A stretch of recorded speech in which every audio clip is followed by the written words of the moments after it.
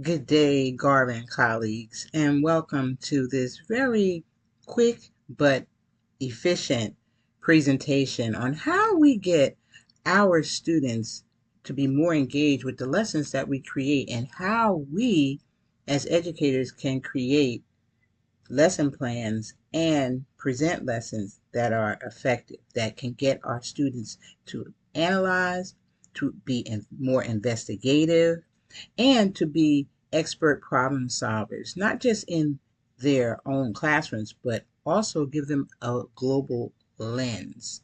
So, I'm going to be talking about how I do that with my kindergarten class as we discuss social studies and the arts. So, this is the standard that I am going to be discussing today. And let me move this out the way so that you can see it a little better. And we're going to investigate the importance of services provided by the local governments. Basically, we're talking about rules, and why rules are so important to a classroom, why rules are so important at home, in our communities. And again, we're trying to get them to have that global lens. So, we're going to use two forms of tools that educators can use in order to create higher order thinking questions, to pull those skills out, analyzing, investigating, problem solving for our students. And that's the depth of knowledge overview chart. And that was designed by N.L. Webb, as well as the Bloom's taxonomy pyramid. And you are very well acquainted with these two tools and how we can use these tools in order to create the questioning. So the first level is the recall and reproduction. We want our students first and foremost to be able to recall the information that we present in a lesson. Number two, the second level would be to skills and concepts. Use that information that they can recall and be able to build on that information. Again, we want them to analyze, we want them to investigate, we want them to research, we want them to problem solve.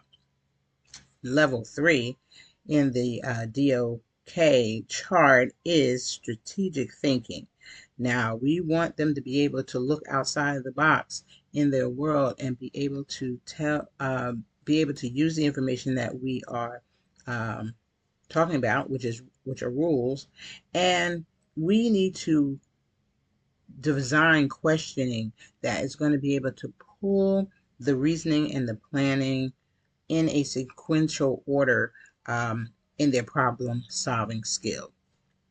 And the fourth level in the chart is extended thinking. Again, we're trying to extend their thinking to outside the box to a global view. So, what kind of questionings would you use in each of these levels? Well, the higher order thinking questionings for level one would be something as simple as, again, you're trying to recall. So, you're trying to ask them, what is a rule? Can you name a rule that we follow in school?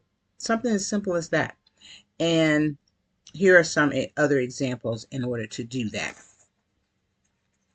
Level two, we're getting a little bit more rigor with it, and we're asking questions on why do we use the rules. So now you know what rules are, but now why do we use them? And what happens when we don't have rules? So now you're starting to get them to think on a more higher level, higher order level, and not just on a foundational rudimentary level.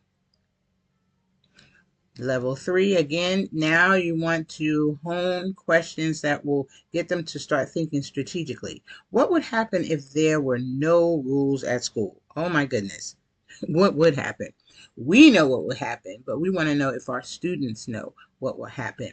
How can we explain, let's say in art, we put the elements of art into it, and again, differentiating the lessons where you might have students that